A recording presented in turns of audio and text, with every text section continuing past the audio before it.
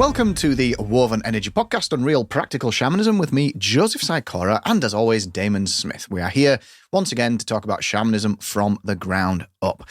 So we're going to launch straight into this episode. We're going to continue where we left off in the previous episode, where we were looking at the energy change Persist. Now, at the end of that episode, we did say we were going to do a fun type, sort of different kind of episode to break things up and stop you gnawing your own arm off. But on reflection, we thought, it's probably better to just get that finished off because there isn't that much left, we don't think. We'll see. So, Damon, how are you doing, man? I'm good, mate. How are you? Excellent. Suffering from a bit of a cough, so I'm going to apologise in advance if you hear some hacking coming through today.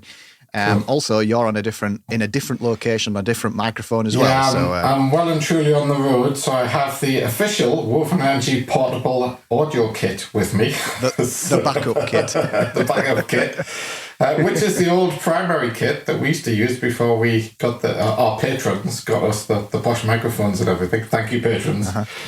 And so I'm on a portable audio recorder, about a half decent microphone plugged into it. It's not as good as the thing that we use on the normal podcast, but it's not a bad one.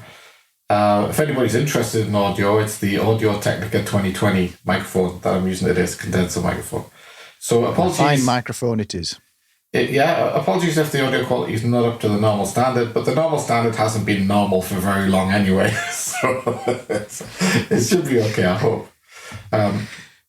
Yeah. It's interesting the journey we've gone on with our audio quality. It started off pretty good, and then it went really bad for a period, and then it's got even better now. So I think we've hit a good stride. I think, the going bad bit was the time period during which I was learning about audio, and so you have that thing called the trough. Which is well understood in shamanic training, where you start learning something and you actually get worse at it. It's a good analogy, actually, isn't it? It's a good analogy for learning shamanic technique, because as soon as you add in a new flavor ingredient into your repertoire, so to speak, then your chillicity breaks as you bring up that familiarity and confidence with this new sort of ingredient that's in your repertoire. So, yeah. But anyway. So we do have an announcement, a big grand announcement that we're calling it to talk about regarding Patreon. So do you want to just you've built it up a bit too much, Joe. I'm putting my marketing hat on. I'm a podcast presenter, a musician, and a marketer at the same time. Prepare to be underwhelmed. No, but what it is for a long time I promised to do the explanation of the first part of Miki's automatic writings for the $7 and above patrons. The Miki's automatic writings being the extra thing that the $7 patrons get over the $5 patrons. So that's now on there. It's been put on. Just it feels a bit uncomfortable leaving it for something that the $5 patrons can't access. So the very next thing I'm going to put on there will be for everybody, including $1 patrons, which I'll get up very soon. I'm basically up in Scotland at the moment, so I don't know that I've got a bit of time, but I'm going to make an effort to put something else on Patreon so that the $7 and above only access thing isn't the last thing on the list. That's fine. But I don't begrudge any of our patrons anything or anybody anything really. It's just the way that Patreon works. You have to have these differentiators, and so that is the differentiator. And like I say, it's a very special thing for me.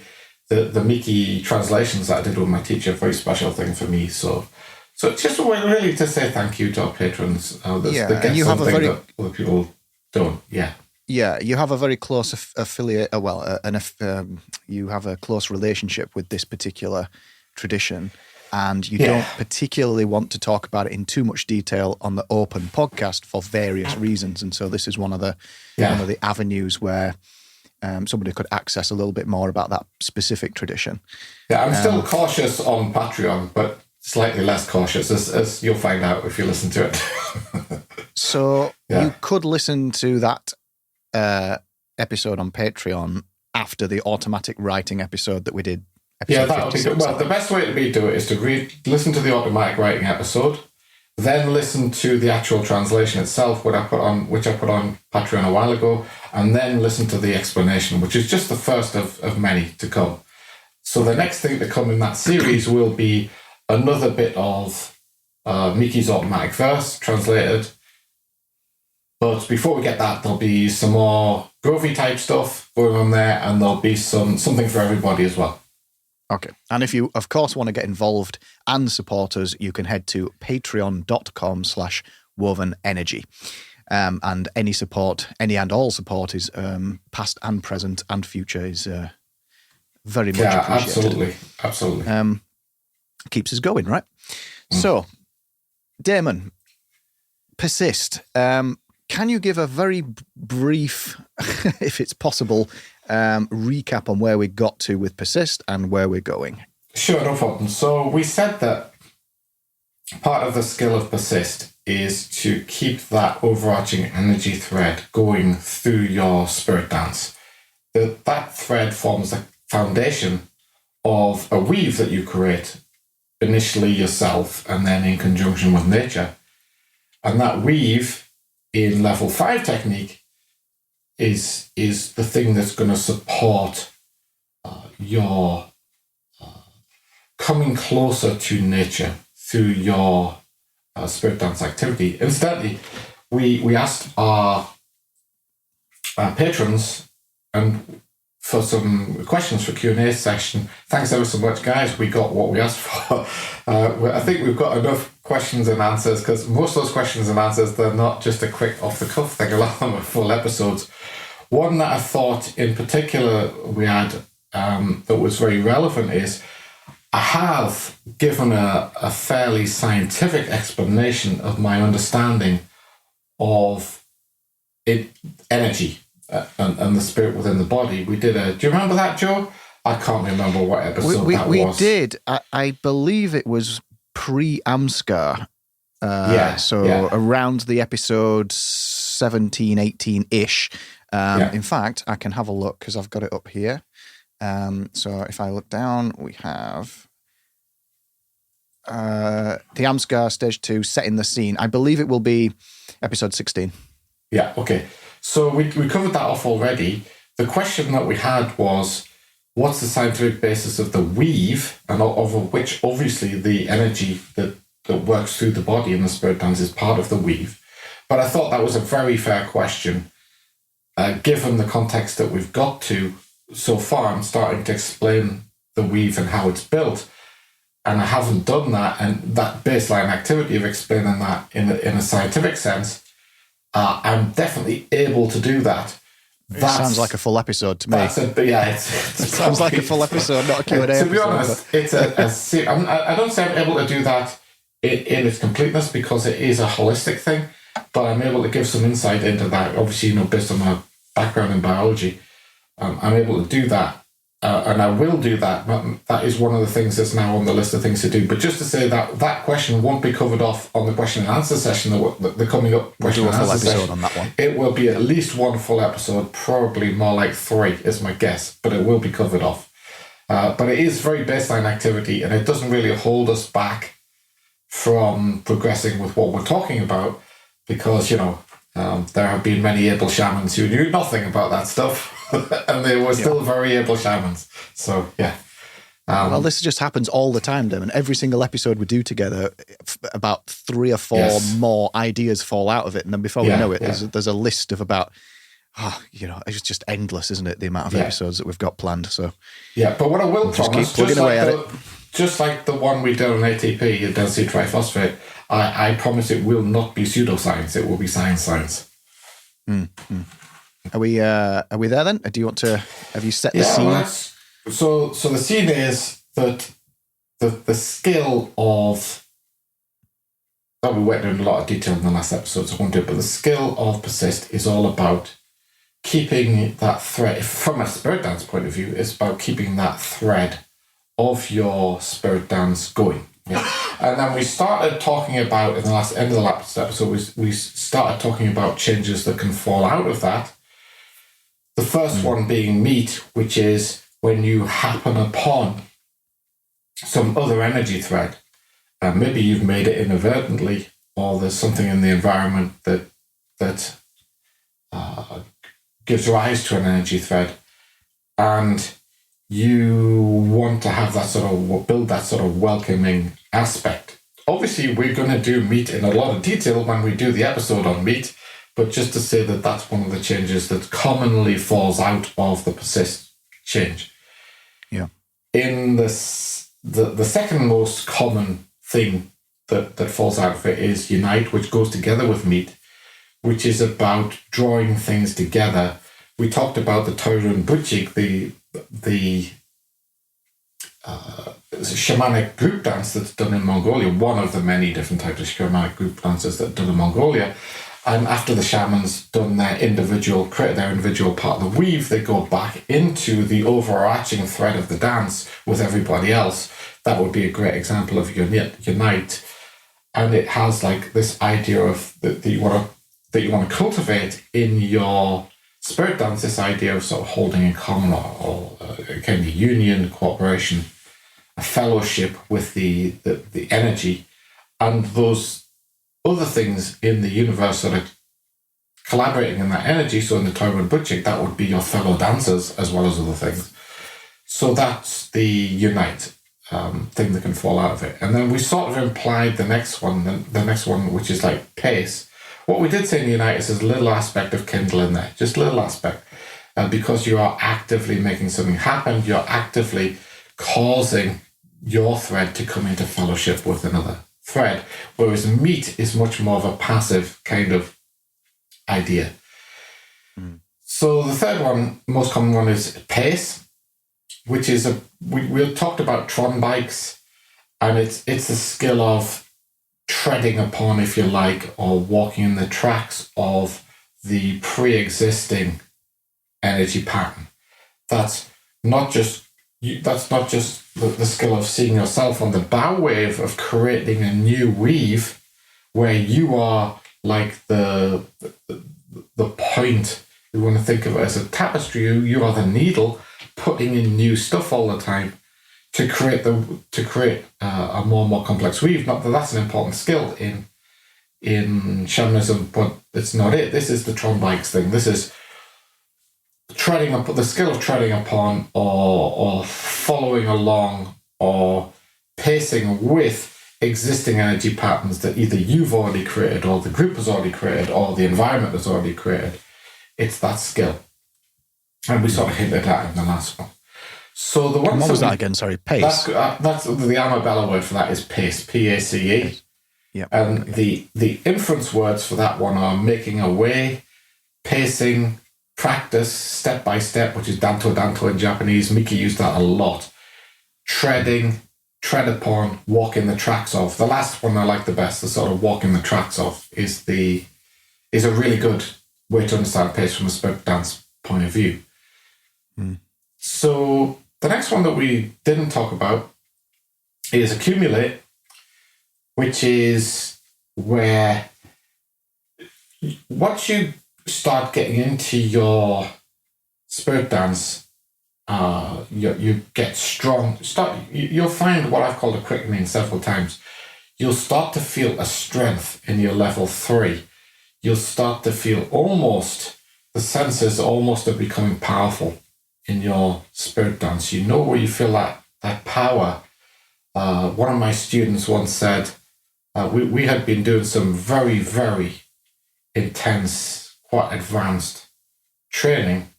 One of the people I'm guiding. What do you call them? Guidees. I don't like that word, students. Guidees. Yeah.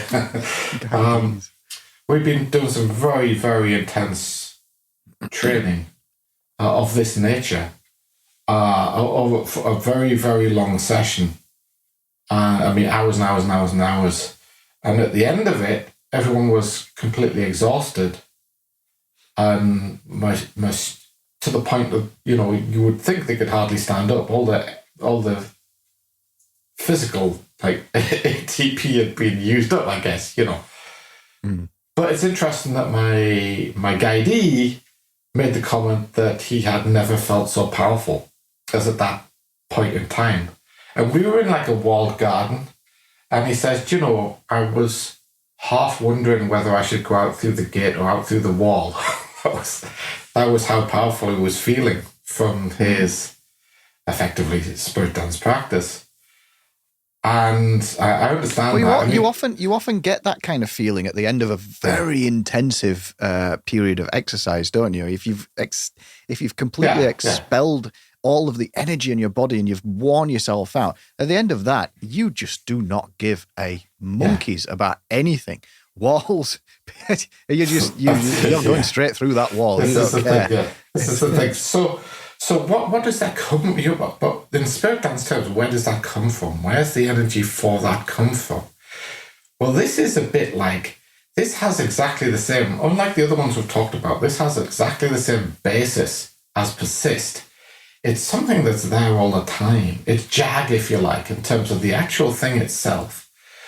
But here, there's been an accumulation through the practice of the dance. And this is more like, not a change in the change itself, but this is the same change. This is the same Persist change, but a slight change in the context in which the Persist change is occurring. That's what accumulate is about. And that is a more of a squall kind of thing. More like, like the waves on the sea, the coming and going. And each time the wave comes back, there's a building, there's like a quickening. And when you get, it tends to be like a rolling accumulation. When they say a rolling stone gathers no moss, it's more like a rolling snowball that gets bigger and bigger. There's an accumulation of the hooch. The hooch, we've used that Mongol word years ago. Go back to I think it's in the million different words for the English word spirit episode. I can't remember. But of the hooch, which is... I've got vague memories of you using that in the when you talked about ATP as well, and the energy, and talking about energy from a science point of view. So you have picked up through your dance, you've picked up possibly through the pacing, possibly through because it does tend to happen more when you're treading on the threads that already exist. You accumulate a kind of power. Now, I want to be through a sort of coming and going, through that kind of, what I mean by coming and going is that repetitiveness of going back over the same thread. Now, I want to be really careful what I mean by the word power here. I'm not talking about mystical power. I'm talking about an actual power. And a lot of martial artists, I know we have some martial artists in our community. It has a lot in common with those in our tribe, Damon. In our tribe. That's the best word, isn't it, really? But it has a lot in common with that kind of, through long training, that kind of force you use to break concrete. Your concrete slab or something like that. When you break it, it has a lot in common with that. But it hangs with you constantly, and it sort of hangs over after the end of the dance. And in that accumulate, it also sort of hints towards a tiny part of the nectar, which is a lot of the stuff that, but nowhere near as subtle as that or as extensive as that. But it's something you can start to get a first hint of a tiny little drip of the nectar through this thing from the change out of persisted to accumulate. You start to get your first hint of the nectar through spirit dance. That's something that hangs with you, even when the dance is quote unquote over, because it never really is over. This is the truth, which is what you find over time. It never really is over. And in a way, it's like you're gathering the dance, you're collecting it. You are, in a way, and this is kind of touching on a subject that's going to be coming up on heretics very soon, which I'll mention in a minute. You are, I hate to use that word taming the dance, but more like the dance is taming you and you are taming the dance simultaneously. Refer to our episode on shamanism and the domestication of the dog. You're adapting to the energy thread within the dance, and this in itself is actually a skill. This is the basis, accumulate as the base of the skill of what I keep using this word quickening. It's the base of that skill, and it is something you can train. You can set out to do this. I don't mean set out on a baseline kind of level, but you can set out to make your spirit dance somewhat repetitive, like the waves in the ocean. You can actually introduce lots of wave-like don't decide what they are in order because that'll kill your chelicity, but lots of wave-like actions, compression and expansion, overemphasize the cycling, the Gaia and the squall, if you like. Overemphasize that in your spirit dance. And I'm going to have to answer that phone, mate. Yeah, no worries. No worries. So the point is, you adapt to the dance adapts to you. And through the process of accumulating experience of pacing, uniting, meeting out of the persisting that you're doing at all times, then the accumulate kind of will happen. As long as you stay in a good state of chelicity, and as you go deeper into chelicity, you'll find the accumulate happening. But it is something that you also want to encourage. And the way that I said, in terms of encouraging that in your spirit dance, if you set out to encourage it, obviously you can't set out consciously because that'll kill your chelicity, but beforehand, you can have the notion that you are going to use a lot of squall and Gaia in this spirit dance. You're going to kind of emphasize them, if you like. Once you're in the dance and in chelicity, I've said many times, shamanistic technique is directed. That's your overarching direction, but you have to not think about it. It just has to be there. And this is where the Boichikalite comes in, or the bat. It's directed technique, and you can set out to accumulate, which is a great skill to have. And also a very enjoyable thing. I find this aspect, this quickening aspect of spirit dance. I know it's, physical power is not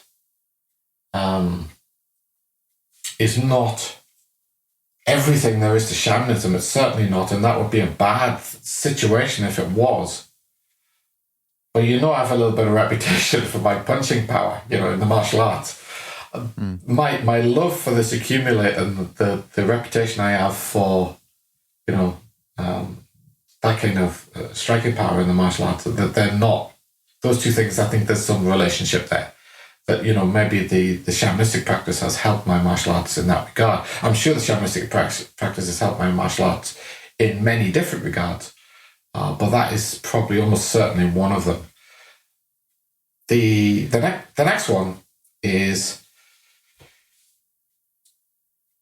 having accumulated the experience of the weave that you have created, the environment has created, something is created, jointly, preferably. There is that aspect, again, heading towards the nectar, that it hangs with you, but then it becomes part of who you are. You actually take full possession of it. It influences your subsequent pattern, and your subsequent pattern is the rest of your life. It's something that then becomes like what I would call a non-woo-woo spirit guide. The stuff that hangs with you out of the dance, and this is true even if you're not practicing, because we haven't got on to animal spirit dance yet, just the regular spirit dance. Even if you're just practicing regular spirit dance, the stuff that hangs with you that you accumulate out of the dance can be internalized to the point where it becomes a possession. So there's a lot, again, this is the same, this is the persist going on again. There's nothing different about the persist part of this, the jag in the microcosm, but there's a bit of kindle going on here in the macrocosm. This is where you allow it to influence you, your experience of the dance. You're allowed to influence you and lead you on an ongoing basis. What you've learned, you take possession of what nature has taught you, and it literally becomes part of you. And there's a tiny little bit of active in that, because you need to be with that kind of frame of mind. I mean, the dance itself will do that to you, but you definitely have the welcoming frame of mind towards the possessed change that falls out of persist. You definitely want to have that. And I will read out the influence words that I've got for this one, because I think they're quite important. This is possess. Possess, yes. So this is be endowed with, guide, have, just the word have, influence, lead, protect, share with, take possession. And I think, again, that last one, take possession, will give you an idea. You take possession of something that nature has given to you through this shamanic technique that you're applying. Doesn't matter what technique it is, but in this case, we're discussing in the context of spirit dance. And that becomes not an imaginary friend, but an actual friend. The things that you've learned can help you. And as I referred to, this spirit dance has helped me with my martial arts, I guess, big time over the years. But also helped me in lots of other ways as well. The martial arts springs to mind in this case because we've been talking about, that kind of accumulate in a spirit dance context. But as we go through other changes, you'll see I'll probably be explaining how these things have helped me in a business context, for instance. I mean, there's a certain logic to it. The more that you persist at something, the more you accumulate. The more you, what was the last one? Sorry, that we talked about. Possess. Yeah, the more you accumulate, the more you possess on that particular thing that you are persisting in. It's like my mind just keeps going back to a musical instrument, but the more that you practice a musical instrument, the more you will accumulate of the whole fabric of what that musical instrument is and represents, and not just like my fingers are moving to this key and that key, but just exactly. The whole thing as an entity. Yeah, it does make sense. It does make sense. And what you need to be with each of these changes that fall out of the persist changes, you need to be welcoming to them as a shaman. There is, because the miasma is always a danger that you will pick and choose. You will overlook as a result of judgment. You apply your judgment. So, for instance, we talked about the sort of the meet, that welcoming, and then the unite. Because of your judgment, if the miasma is being applied, there's something that happens is not important. You might boil through that and miss learning. You probably will, and miss learning a valuable lesson. So, really, in terms of persist, there's the basic skill of keeping the energy thread going, but there's this next kind of level, which is all of these things that fall out of it, all of which go back to that most likely change that's going to fall out of persist, which is meet, which is that welcoming attitude towards change, which is like super, cannot stress how important that skill is in a shamanic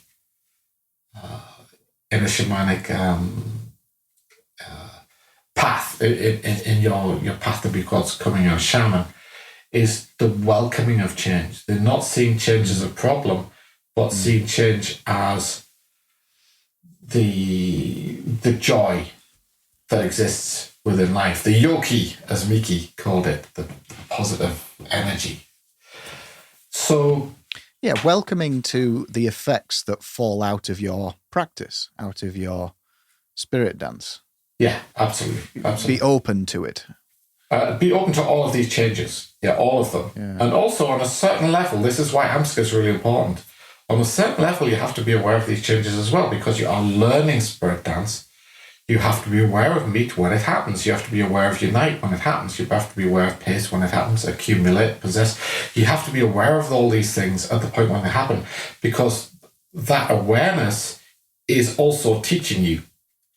So that awareness, the skill of that awareness is right back to level 2. That's that lightweight observation of self that we develop as part of AMSCA training.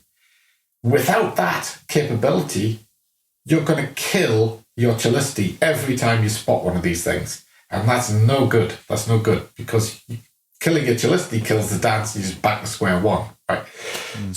So it is important to be aware of all of the changes, but we're talking in the context of persist, so therefore you have to make this manageable. So what I've just been talking through here is when you're working on persist, which is a very, very base skill in spirit dance, so keeping the thread of energy running through the dance, these are the changes it's probably a good idea to be AMSCA level aware of as they're happening, as well as baseline ratiocination, much less important afterwards. The point is, at that point in the dance, in a state of chelicity, that the AMSCA level awareness of them is there without killing the chelicity. That's really important. Mm-hmm. And the last one I want to talk about is a really interesting one we mentioned alchemy there for a moment. It's a really interesting one that's related to this idea of alchemy. Graham and I have a series of podcasts coming up on the Heretics podcast on the subject of alchemy. We're actually talking about doing an actual alchemy, step-by-step alchemy tutorial, because Heretics has been a general interest podcast from day one. And we were sort of thinking, wouldn't it be nice to actually teach people something through Heretics rather than just coming and being this sort of voyeuristic, hey, let's talk about stuff. You know what I mean? So in the same way that Woven Energy set out to teach people about shamanism, Heretics can set out to teach people about the very closely related subject of alchemy. And so that's something that we've got coming up. And to understand a bit of the difference between alchemy is like the exact polar opposite way of looking at the exact same thing as shamanism. We're going to do all the history, so I won't spoil anything. I won't give away any spoilers. We're going to do all the history and everything on Heretics. But the thing that really helps you understand alchemy from a spirit dance point of view is this next change that's like the fallout of Persist, which is decide. And if I just read the inference words, you can get the idea of what alchemy actually is through the inference words for this change decide, which is be resolute, branch off, break through, burst through, determine, make a decision, resolve, and settle. Now, what do I mean by this? Alchemy is the study of change, or the study of transformation, but it's a study, unlike in shamanism, which also studies change, but shamanism is all about the shaman dissolving within nature. The shaman wants nature to be leading that change. The shaman wants to ultimately become part of the grand pattern, the grand dance of the universe, the kagura, as Miki called it, and it is called in Shinto as well, and in shamanistic, pre-Shinto shamanistic practices in Japan, the grand orchestra of the universe, to become a part of that, to dissolve within that, and have your own weave that you create, which is your life, be part of that, a harmonious part of that grand tapestry of the universe, so that there's no differentiation between you and the universe. Now that's a shamanistic, that's a tribal, animistic approach to this subject. There is a whole long tradition of a whole other completely different way of thinking approach to this self-same subject, which is, hey, we're human beings. We invented civilization. We invented learning. We invented books. We invented, we didn't invent experimentation, but we're big on it. We invented tool making. We are sort of, as Genesis says, we're sort of made in the image of the creative. Let's not say God, but the creative. We are creative creatures naturally. And so we can, to a certain extent, decide, fortunately or unfortunately, sometimes I think unfortunately, we can decide what we do with the energy that we are persisting through our spirit dance. Ideally, from a spirit dance point of view, you want to do this as little as possible. So the side change that can come out of persist is something that I want shamanic apprentices, whatever you want to call them, shamanic acolytes, adepts, whatever the word is, apprentices, to stay away from in their spirit dance because of the effects of the miasma in that. But in the subject of alchemy, that's a whole different ballgame. Alchemy loves the miasma. Alchemy is like the miasma on steroids, which is why we're doing it on Heretics and not on Woven Energy. Although we'll probably talk about the link between shamanism and alchemy, probably alongside it. Maybe it's one of our fun episodes on Woven Energy, the relationship between them. But alchemy absolutely revels in the miasma and yet still studies the same subject, these energy changes that go on within the universe, except that alchemy loves causing them deliberately, consciously.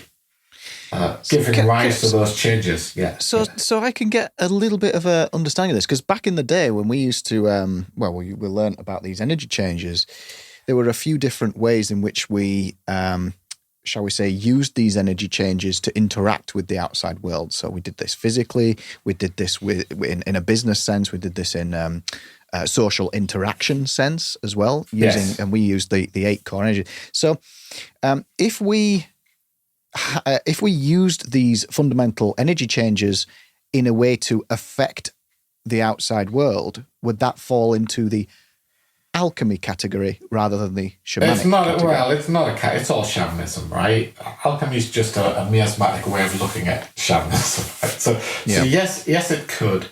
But the way I see it, despite its vastness as a subject, I mean, alchemy is just a branch. We've already talked about it actually on heretics. So if you want to preview or to lay some groundwork for the episodes we're planning to do on alchemy on heretics, then go to the Corpus Hermeticum episodes that are already there on heretics. There are several of them, 4 or 5 episodes we did on Corpus Hermeticum. That'll lay the groundwork. So alchemy is one of many branches of esotericism, and it is, and all branches of esotericism answer the question, shamanism is really cool and useful for these people who live out in nature in tiny little groups and don't have kings and don't have walled cities, and they live off the land, and they don't herd cattle, and they don't plant grains and stuff. Yeah, that's all very well for them, but what about for us? What about those cool things that exist within shamanism that are relevant in a civilization like Chem, as in the alchemy, the Chem civilizations where mythology or historically the Chem civilizations where alchemy came from, that's why it's alchemy. That civilization, we don't live in these small hunter-gatherer groups. It's all very well telling us about shamanism, but what relevance has it to us in our settled civilizations that have planted crops, regular agricultural cycles, kings, magistrates, managers, what relevance has it to us? And esotericism or esoteric branches have tried to answer this question through the ages, and alchemy is a big one of these branches. So it's central to the purpose of the Heretics podcast, which is to teach people, to help people understand the miasma.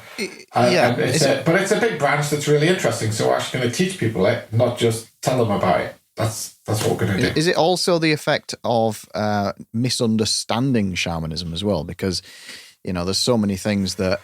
All of the above, mate. All of the above. And reveling in it. Yeah. People from the alchemical tradition, they love all that miasma stuff, but they also love the shamanism stuff. It's a weird mix. And I think it'd be fascinating. What we should do is try and plan a more woven energy-centric episode to coincide with that then. Yeah, we'll do that, mate. We'll do that. And so, our episode will be straightforward. Our episode will be straightforward. Is what's the link between alchemy and shamanism? That'll be our episode. We'll do that after because we're going to do an introductory episode on alchemy on the Heretics podcast, and then maybe we'll do one on woven energy after that. Yeah. Cool. Yeah. So anyway, in terms of spirit, getting back to decide in terms of spirit dance, just try not to do it until you get good at this stuff. Because ultimately, the main decide you want to do here is deciding to persist. Decide falls out of persist.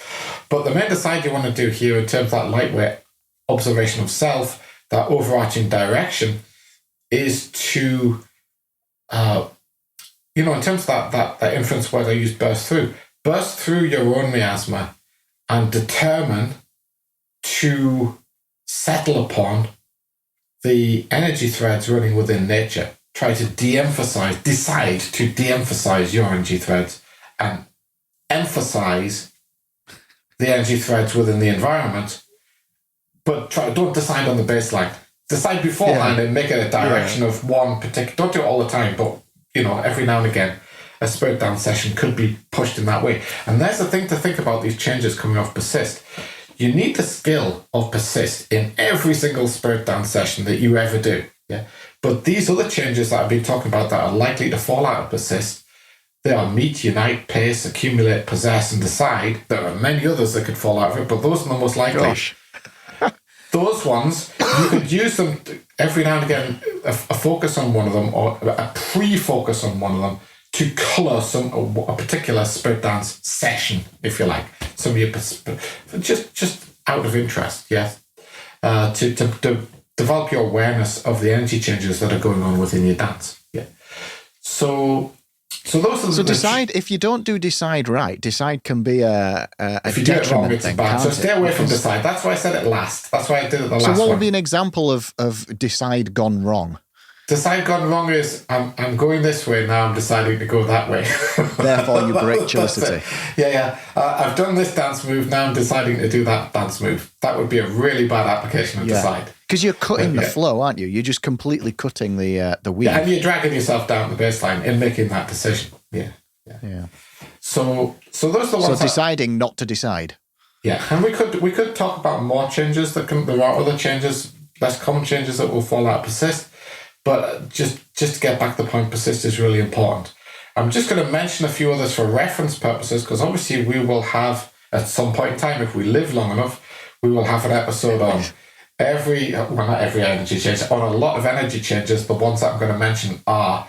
So let me just do a little thing.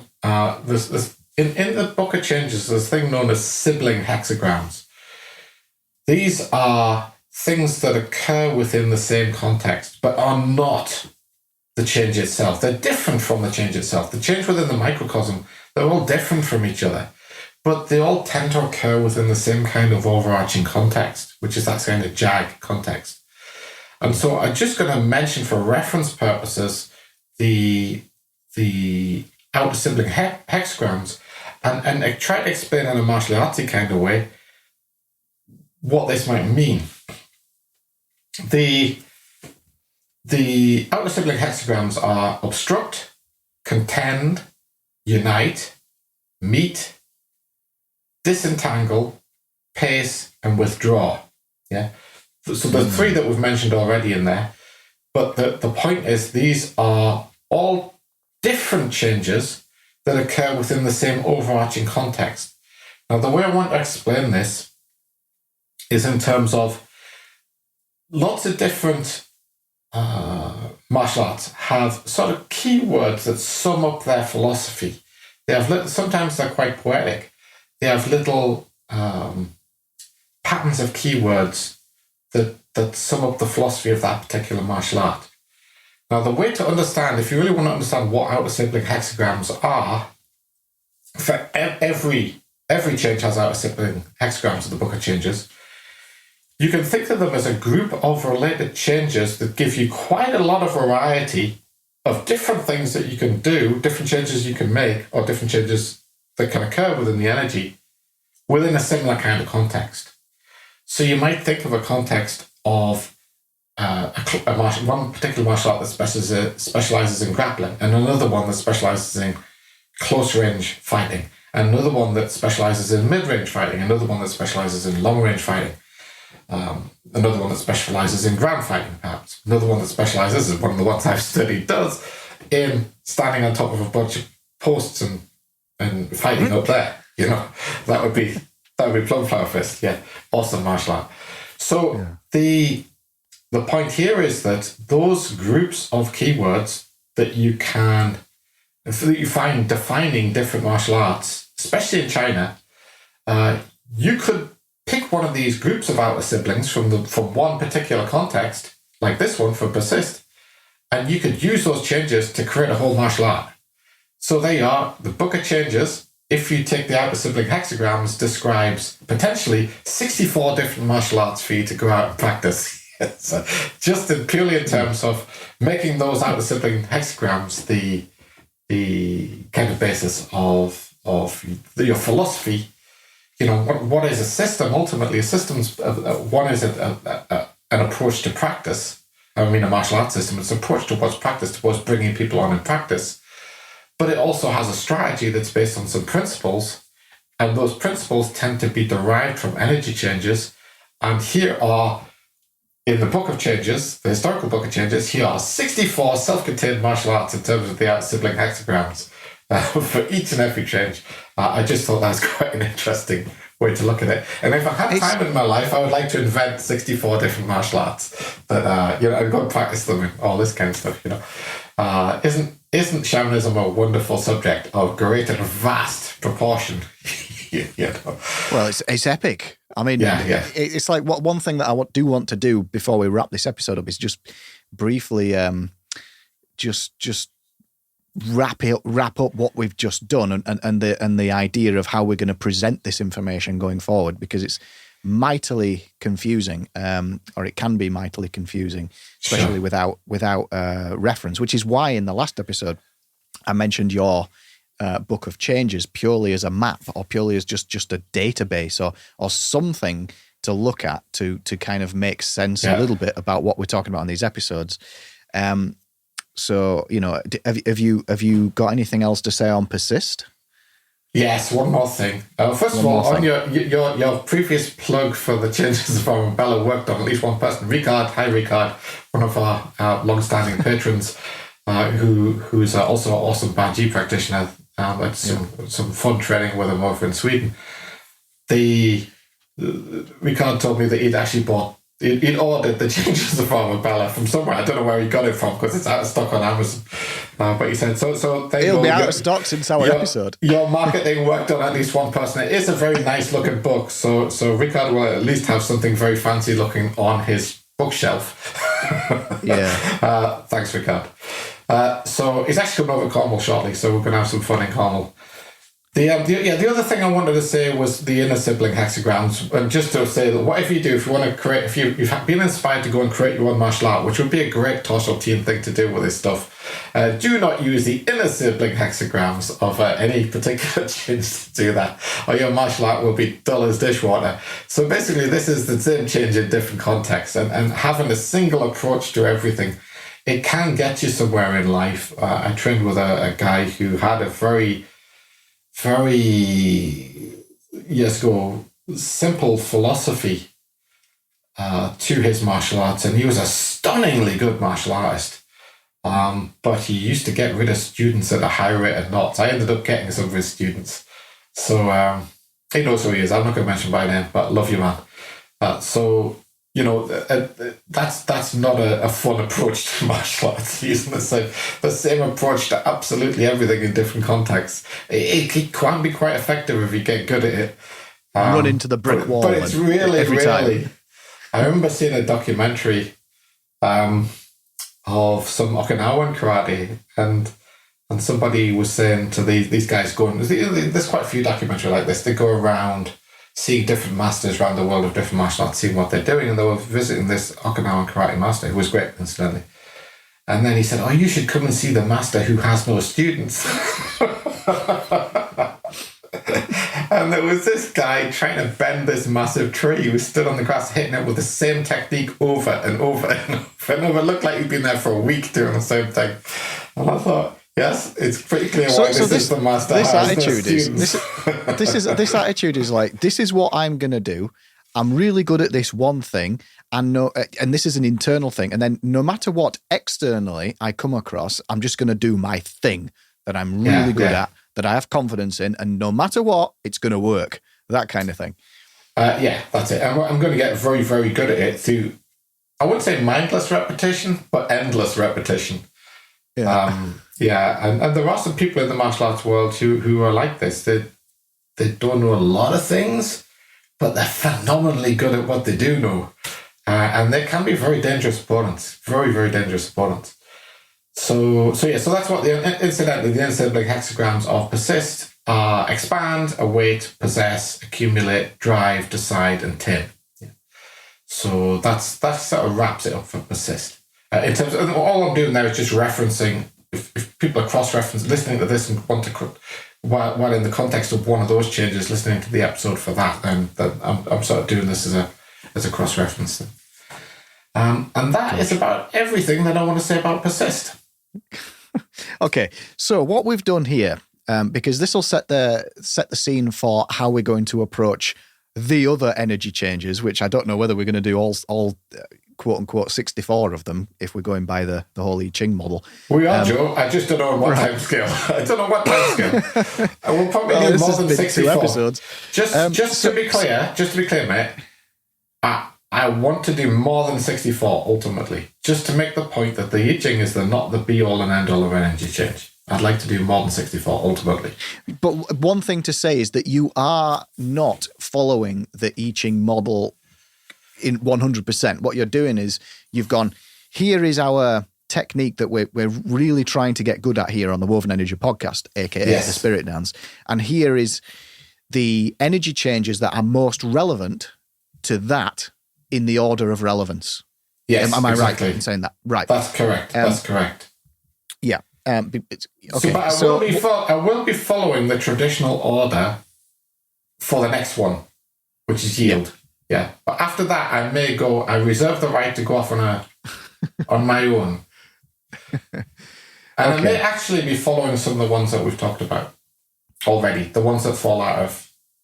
Do you follow me? The ones that because this just strikes me as, like in those detective shows where there's been a murder or something, and the detective has all of the pictures and the evidence on the wall, and there's just this convoluted mess of strings and attachments going between each one of these evidence and if you pictures. Baseline it, you'll turn into a confusion.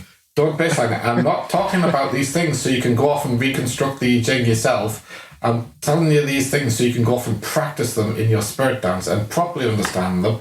Not on the baseline, where you never will understand them. That's the honest truth. That's why Confucian ended up in the state it was in. Confucianism. The only way you're going to understand these things properly is on the midline and the top line. And that means you've got to practice them. And that's why I'm telling you about them. I want you to go and practice them. I'm not trying to encourage you to figure out the Da Vinci Code of the I Ching. Yeah, that's not what I'm here to do. Because that will send you down a rabbit hole. And you'll come out the other end probably Confucian or something similar to it, believing in lots of things, So the way that the Woven Energy podcast is going to present this as quote unquote information, we're going to talk about the energy change, in this case persist. Now, you spent pretty much 2/3, if not 3/4 of last episode just talking about persist. So we're going to start off talking about the energy change, and then it's about what falls out of that energy change. That's right. So that's the general structure of how we're going to approach this. Here's the energy change, the core energy change we're going to talk about. What can fall out of it? And then we're going to talk, and then in the same context as that specific energy change, here are the other energy changes. We're definitely not going to do everything that can fall out of it because, it's like that's like the grains of sand on the beach, isn't it? Well, is it true to say that some changes some are more likely than others, and those are the ones I'm talking about. That's what I was going to say. So there's an order to the energies that there's an order to them that fall out of persist. It's that's right. One is more likely to fall out of it it's than a the probability other. thing. Yeah, probability thing. So meat, for example, is by far the most likely thing that comes out of persist. Because why are you persisting? You're persisting because as a shaman, you want to meet. You want that to happen. That's a very, very desirable change, especially when you're meeting an energy pattern that's within nature and not within yourself. That is highly desirable as part of the overarching spirit dance technique. So obviously meat is an important change. Decide at the other end is quite likely to change, not always a good one. Yeah, so, yeah. Holy moly. Okay. So that kind of lays the foundation for the specific energy changes that when we talk about those specific energy changes. And like we say, we're gonna definitely not do these one after the other because I think we'll end up with about 3 listeners left. Oh no, exactly. We're definitely not. We might do 1 or 2 or 3 fun episodes in between but also, there's always the thing, if you're finding this very dry, which it isn't, but if you find it very dry and theoretical, that's probably an indicator you should be back on the level 3 stuff. And maybe we haven't given you enough level 3 stuff, so we'll definitely intersperse some more level 3 episodes as well to help with this. Yeah, so I need to get to kind of organising and naming the existing stage 3 episodes, don't I? So I'll get on that. Cool, mate, so that they're easier to navigate. Okay, Damon. Anything else to mention before we wrap up? No, just as usual, final thank you to our awesome group of patrons. You've made all this stuff happen. This is nothing that I ever, to be honest, when we started this podcast, I never thought we'd be talking about anything remotely close to talking about level 4 on this podcast.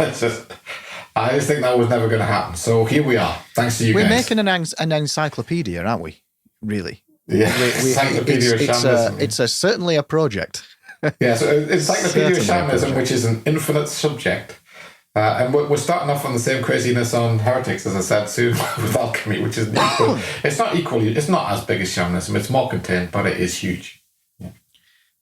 Yeah, it sounds really interesting. Because there's alchemy, there's also astrology as well, isn't there? That's another big one. I just warn you on that. It's going to be a fairly irreverent look at, because it is heretics, right? It's a fairly irreverent look at alchemy. One of the things that made us want to do this is, if you look, there's quite a lot of stuff about alchemy out there. It's that kind of a subject. It's often treated as a very baseline subject. There's a sort of, we're not worthy. Oh, it's mysterious, and we're going to be quite irreverent about it, and have a bit of fun with it. What I love about our chats, and what kind of hooked me in back in the day, was talking about these more esoteric things that are vastly misunderstood and can be dismissed very easily by very rational and logical people. Me being one of them, and how. You can sort of dig away and scratch away at the surface of it, and underneath is actually quite an interesting concept that's very much rooted in reality and very useful stuff. It's just got all this kind of crap that's been piled on it over the years. Exactly. So the more of that we do, the better, as far as I'm concerned. Yeah, cool, mate. Cool. So. Thank you very much for listening. We really hope you've enjoyed this episode and the last episode. And there is more fun times to come. And yeah. Say again, sorry, Damon. I was just saying, if you haven't enjoyed it, I do find this kind of stuff quite inspiring. If you haven't enjoyed it, you need more level 3 practice. Yeah, it's an indicator. I would probably, out of all the episodes we've done, I would probably enjoy this one the most so far. Yeah. It's fascinating. It is fascinating. Mm-hmm. The more that I listen to you talk, the more I think, well, I am trying to grapple with it, but the more I do grapple with it, the more I think, oh well, it's just obvious. I get these sort of clarity moments, these fleeting clarity moments, where I go, oh well, yeah, of course. It's very, very simple. It's very simple. It's just kind of obvious, but you don't really think about it in those terms. Until you try to do it. Yeah. Yes. Oh, yes, of course. Yeah. All right. Well, look, thanks a lot for listening. And you can support us at patreon.com/wovenenergy. And as we've talked about, you can get more bits and pieces over there. If you're enjoying this podcast, then please do give us an honest review wherever you listen to our podcast. It helps us get this podcast in front of more people, as well as sharing the love and, telling anybody who you think may be interested in our podcast about it. That would be cool. We can spread it by word of mouth. But once again, thanks very much, and we'll see you in the next one. All the best.